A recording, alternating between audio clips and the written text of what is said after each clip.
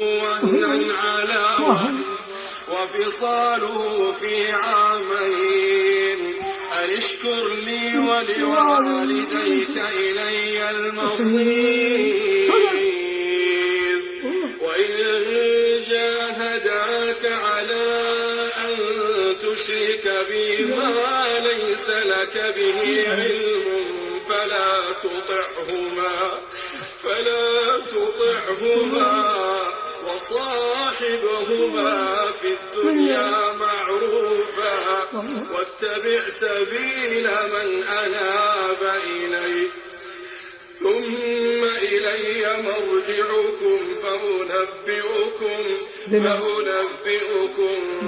بما كنتم تعملون. يا بني إنها إن تك مثقال حبة من خردل فتكن في صخرة أو في السماوات أو في الأرض يأت بها الله لطيف خبير. يا بني أقم